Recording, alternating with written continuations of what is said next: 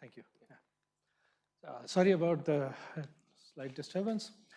So as we have seen in the case of COVID-19, infectious diseases spread through society by exploiting interaction among human beings.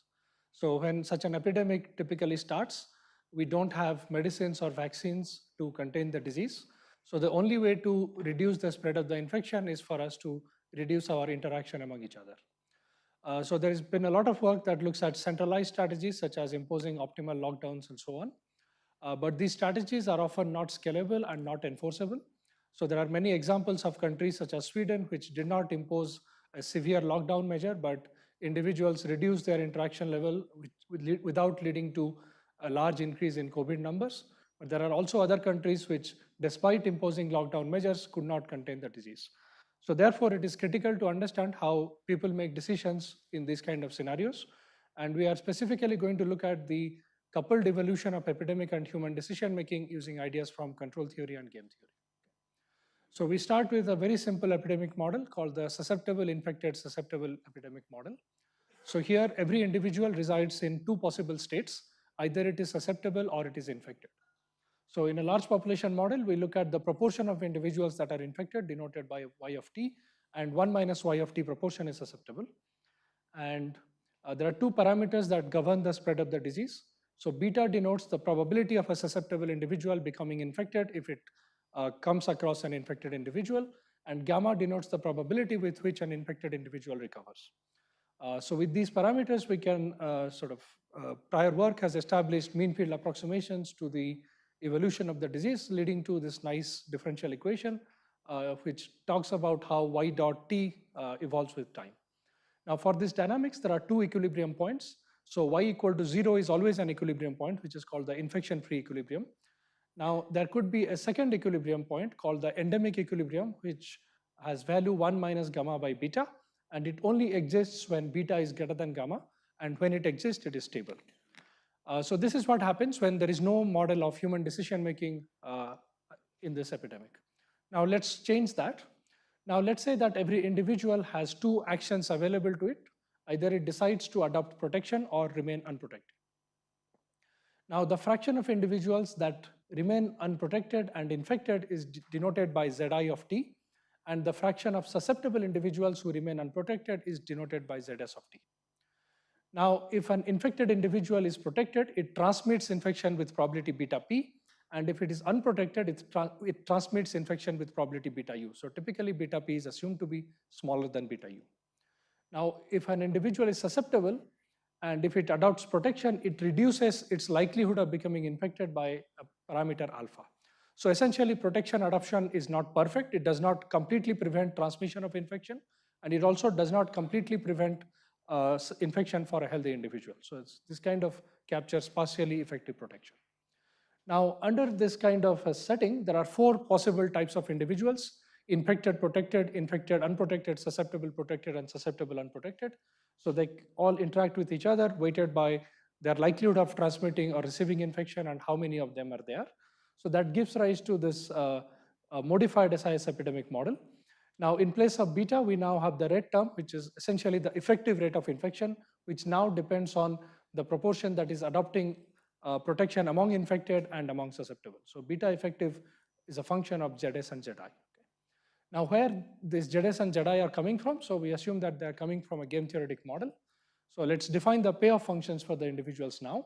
So for each individual, its payoff depends on its own infection state, the action it chooses, as well as the social state, which is the tuple y of t, that is how many infected proportion are out there, how many of the susceptible are unprotected, and how many of the infected are unprotected. Okay.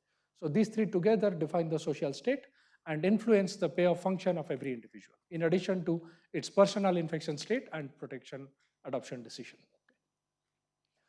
Now let's look at formally define the payoffs. We start with infected individuals. So if an individual is infected, it is already infected, so there is no further risk of infection. So in this case, we define the payoffs to be some constant values. So CIU, for example, can denote the penalty imposed on an infected individual if it violates quarantine norms.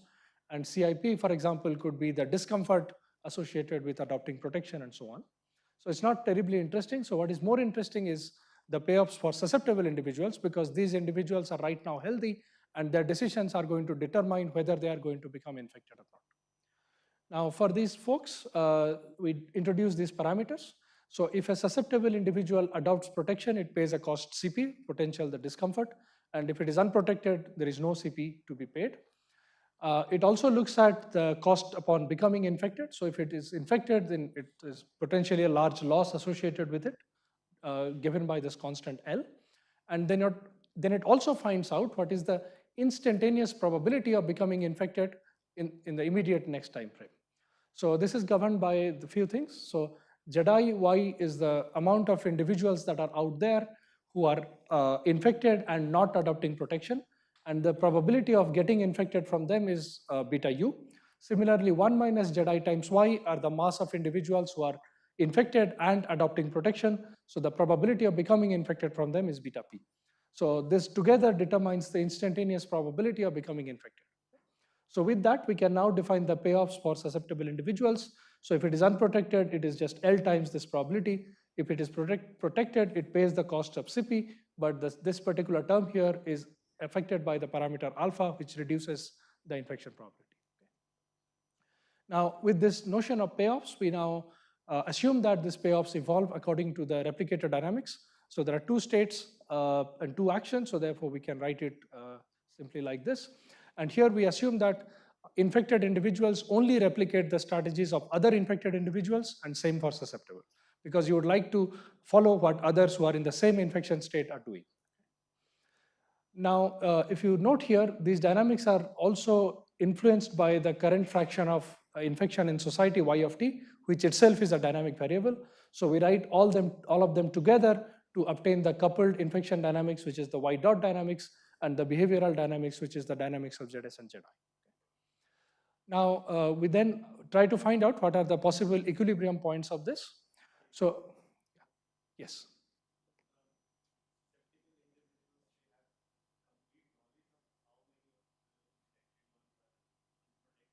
Yes, so we assume that the social state here is known to all the individuals. Okay, so thank you for the question.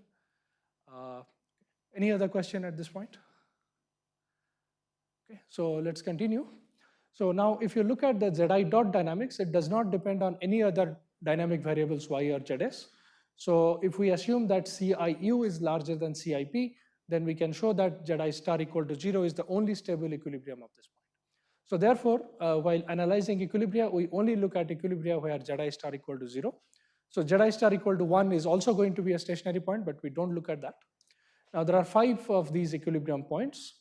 So let's examine them. So the first one is infection free, Y component is 0, and everyone adopts protection, where ZS and ZI are also 0.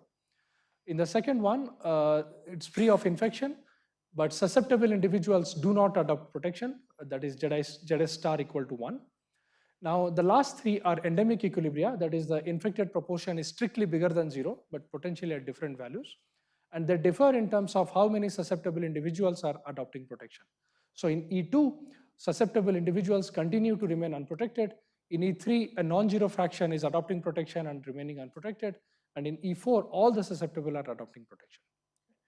So what can we say about the stability of this? So we have this particular result here, which says that if the recovery rate gamma is sufficiently large, then E1 is the stable equilibrium point, that is infection nicely dies down. When gamma is smaller than beta p but greater than some other constant alpha times beta p, then there are 2 possible equilibrium points, E2 or E3, and at any given point of time, exactly one of them is stable. And similarly, if gamma is super small, then there are 3 possible equilibrium points depending on the relative magnitudes of y star u, y star int, and y star p. The moral of the story is that at any given point of time, there is exactly one stable equilibrium point. So you don't have bistability kind of things. Now let's look at how we have convergence to these different equilibrium points. So for E1, E2, and E4, respectively, when they are stable, the convergence is very nice, potentially monotonic. But for E3, the convergence is very oscillatory in nature. So let's see why that happens. In order to do that, we introduce a parameter epsilon, which captures that the replicator dynamics could be faster than the epidemic dynamics. Okay? So essentially what we do is that in the coupled dynamics here, we multiply 1 over epsilon on the left-hand side on the right-hand side. So that makes it faster when epsilon is smaller. So once we do that, so we compare two quantities. We plot ZS versus delta F, where delta F is the difference in utility for a susceptible individual. So at the initial point here, delta F is negative. That means adopting protection is beneficial. So that leads to a fast convergence of ZS to ZS equal to 0, because that's the optimal strategy.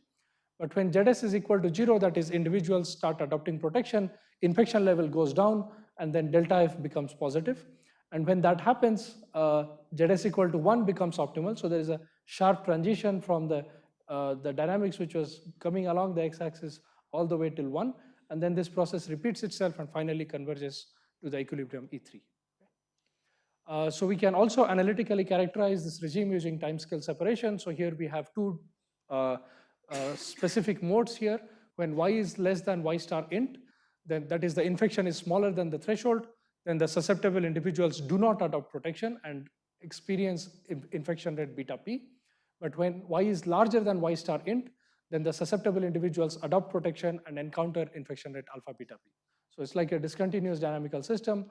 And we can, in all these cases, we can talk about how the YT converges to the respective equilibrium points. Okay? So in this part, we essentially proposed a very simple model of population game joined with an epidemic. And we looked at the possible equilibria, stability, and there are also bifurcations that I could not talk about here. And the stability of these is a function of the infection recovery rate as well as the utilities. And we also looked at some of the transient behavior. So this completes the first part. Now, the second part, I believe, is the more interesting one, where if you examine the first part again, there we assume that all the individuals are homogeneous. That is, they all belong to a single well-mixed population. Individuals were myopic, so they only looked at the instantaneous probability of infection and based on that defined their utilities. And infected individuals are aware of the fact that they're infected and the disease does not impart any immunity from future infections. So in the second part, we are going to propose a different model where we'll try to address all these potential simplifying assumptions in the framework of dynamic population games. So here we look at a richer class of epidemic models, which is called an augmented SAIR epidemic. So here there are 5 possible infection states: susceptible, asymptomatically infected, symptomatically infected, unknowingly recovered, and knowingly recovered. So these are individuals who recovered without ever exhibiting symptoms, so they don't know the fact that they were ever infected to begin with. Now, the state transitions between all the states except from S to X are defined in terms of exogenous constants.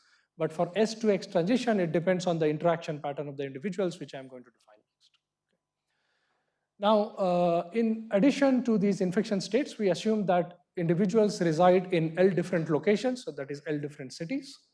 So the state of an individual is the current infection state as well as the location it resides in. And the state distribution D tells us the proportion of agents in a given state at a given location. Now, what are the actions? So each node chooses 2 things. One is the activation degree A, that is how many individuals I'm going to interact with. It goes from 0 to A max. 0 means I'm hiding under the bed, and A max means I'm going to a shopping mall.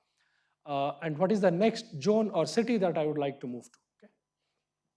Now, every individual is assumed to adopt to a Markovian policy, which is telling us a mapping from the current state to a distribution over available actions.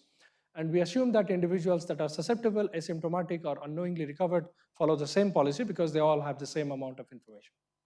And this policy pi and d determine the social state jointly. Now, we define the state transitions as follows.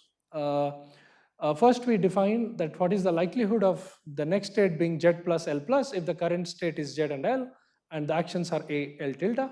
So we assume that it factors into the transition of the infection state and the transition of the location. The location transition is deterministic. So if I want to go to Bangalore, I go to Bangalore. There's no randomness there. But the first term is essentially random governed by the epidemic model. So let's look at the first term carefully. So recall that only the transition from susceptible to asymptomatic depends on the network structure or interaction pattern. Rest all are given by these exogenous constants. Now let's look at the interesting part here. So the probability that a susceptible individual becomes infected is 1 minus the probability that a susceptible individual remains susceptible. Now, if the individual is at location L and activates with degree A, that is, it wants to connect to A other neighbors, then this is how this term looks like. So it's coming, where is it coming from? So first we define this quantity phi xl, which is the probability that a randomly chosen neighbor in location L is asymptomatic. So this is given by this ratio, that is how many asymptomatic are there in this location and what is their interaction pattern. So if the asymptomatic are interacting with a large degree, then I'm more likely to encounter an asymptomatic individual. So that's why the A term is there. And divided by the same quantity summed over all other states. So likewise for phi x, so if I find someone who is asymptomatic with probability phi x, the likelihood that I become infected is beta x time of this. And similarly, if I find someone with symptomatic, it gives phi y analogous to this. The rate of becoming infected is beta y. And the 1 minus of this is basically I don't become infected through any of them. And to the power a means I don't become infected from any of my neighbors. Okay? So 1 minus of that is telling me that the likelihood of becoming infected. Okay? All right, so now let's define the final ingredient of the game, which is the reward. So the stage reward has 3 terms. So reward due to activation, migration, and sickness. So if I activate, there is a benefit of social interactions, it's an increasing function of A. And the second term could be the cost or restriction on my interaction. You could define it in any arbitrary way, it doesn't really matter. For migration, we assume that if you are changing a location, you pay a cost. If you stay in the same location, there's no cost associated with it. And for sickness, if you are symptomatically infected, there is a cost, otherwise there's no cost. And for a given state agent in state Z, L, we can find out the expected stage reward by weighting these rewards with the policy. Now, here is the interesting part. We assume that the agents are not myopic, that is they're forward-looking. Each agent assumes that the social state pi, d remains unchanged. And if it does that, then we have a well-defined Markov decision process, and we can exactly find out what is going to be the value function. And we can also find out what is going to be the so-called Q function or the single stage deviation reward. So here, every agent assumes that from tomorrow onwards, I'm going to follow according to the prescribed policy pi. But for today, let me check, am I getting any benefit by not following policy pi? So every agent finds out this Q function for all available actions at the current state and picks the action that maximizes the Q function. Okay? So that is the best response is basically a set of actions or the set of randomized actions which maximizes the expected single stage deviation reward, that is the Q function. So with this definition of the best response, we can now define the notion of equilibrium, which is basically a social state pi, d, which is invariant. That is, pi is best response to itself, and d is invariant under the transition probability matrix that we defined earlier. We can show that a stationary equilibrium exists because we have a finite set of populations and finite number of actions. And we can also derive some other properties about the stationary distribution, such as it is infection-free and so on. But the interesting part that I wanted to talk about is the transient behavior, where we study the evolution of the states. So we assume that the state evolution follows the Markov chain, and the policy evolution follows a logit type model defined in terms of a Q function. Okay? So where lambda is the factor that represents bounded rationality. And a pi update is essentially 1 minus eta times the current pi plus eta times the pi tilde that we have defined here. Right? We set some parameters for the epidemic model. Essentially, we assume that agents can activate up to degree A max equal to 6. And there is a type of lockdown cost involved. That is, the government specifies the A log, that is a threshold. And if you activate with degree less than A log, there is no penalty. And if you activate with degree larger than A log, there is a penalty which is much larger than the benefit that you get. Okay. So let's look at some numerical results. So first we look at the case when there is a single location, and we compare the behavior of individuals that are myopic, that is discount factor is alpha, versus that are far-sighted with a potentially large discount factor. So the first row tells us that in the myopic case, the peak infection is much larger given by the green line and the brown line here. But when agents become far-sighted, they take corrective actions, that is they reduce their activation degree so that the peak infection becomes smaller. And in the last column, we look at the case where the recovered nodes are exempt from lockdown, and that leads to further decrease in the total amount of infection. And here also you see that those who are recovered, they interact freely with degree approaching 6. Yes, yes. Correct. Yeah. So myopic means alpha equal to 0, so you only maximize the current reward. Now let's look at some of the aggregate quantities, such as the total infection in society, the peak infection, and the average welfare. So here we compare 4 possible cases. The red one is myopic, and as expected, it does worse in terms of total infection, peak infection, welfare, and so on. Then we look at far-sighted agents in the blue line, far-sighted without any lockdown and recovered agents in the green line, and far-sighted, no lockdown and recovered, and with massive serological testing. That is, we are transiting the nodes in the state U to state R. So we are making as many unaware recovered nodes with the fact that they are indeed recovered and they are free to interact. So here we find something very fascinating. So if you look at the total infection, the last 3 cases are kind of similar, and for the case of peak infection, they're completely overlapping with each other. But when you look at welfare, there's much larger welfare for the purple line compared to the green line followed by the blue line.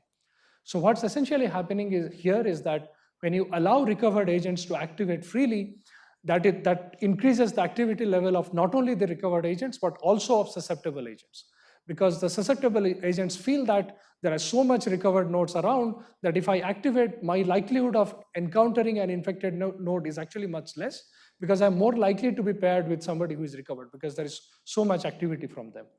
So in other words, that if you exempt recovered nodes from lockdown, you may see that there is more activity not only from those who are recovered, but also from those who are susceptible. So you may panic that, hey, I did not allow these people to activate, they're still activating.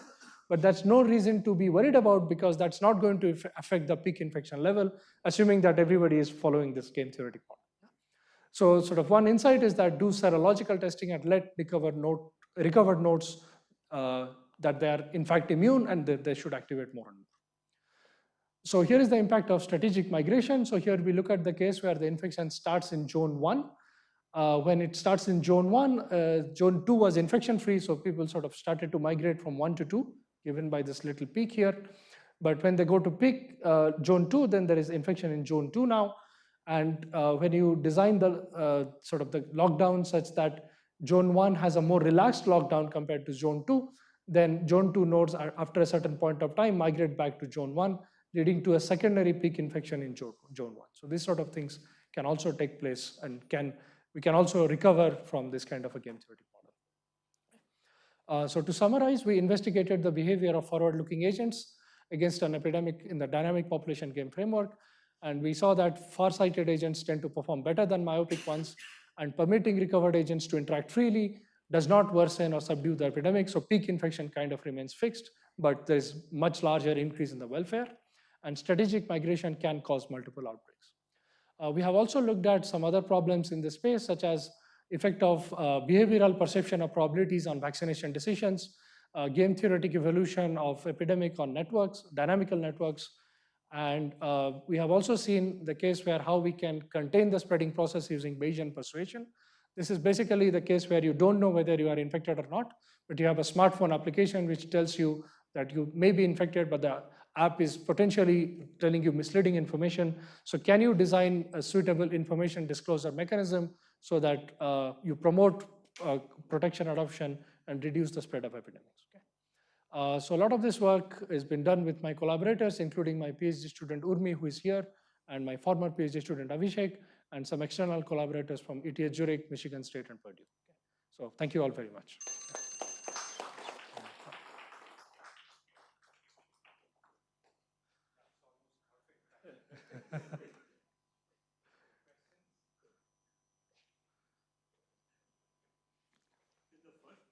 Yes.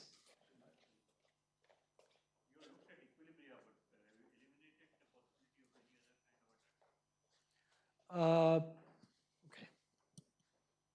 So here in E1, E2, and E4, there is no limit cycle. We can prove that there is only single equilibrium, it's attractive. For E3, we could not rule out the possibility of a limit cycle, but we did not observe it in our simulations. So it may exist, but we could not prove it, nor could we find it. So three-dimensional scale. No, only in these two parameter regimes, where gamma is between alpha beta p and beta p, and y star u is less than y star int. Where E3 is the stable equilibrium point, there may be a limit cycle. In all other cases, so basically in these two cases, there may be limit cycles. Other cases, there is no limit cycle. We have convergence. Okay, thank you.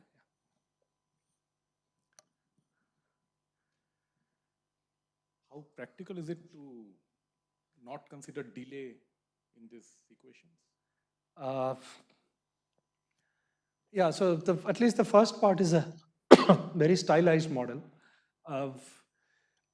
We have not looked at delays. I'm not aware of any other paper which has looked at delays either. So when you have a delayed system and you have nonlinear dynamics, analyzing their stability properties, etc., become challenging. Yeah. But it's a very important point. I think it should be looked at. Yeah. Any other question? Yes.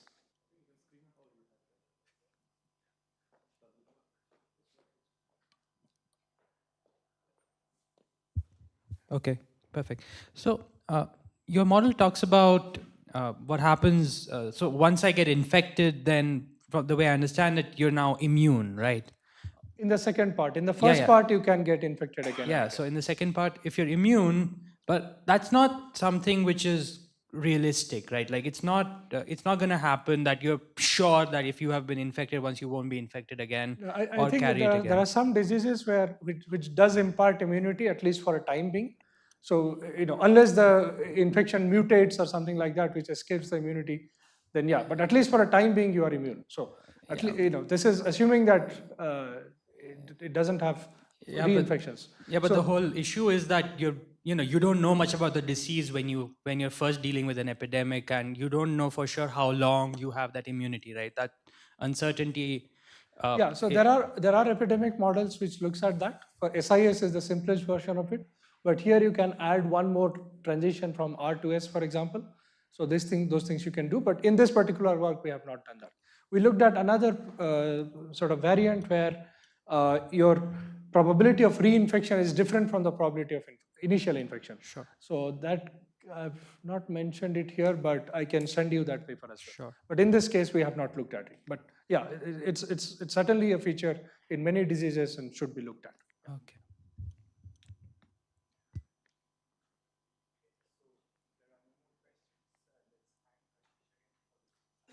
Thank you.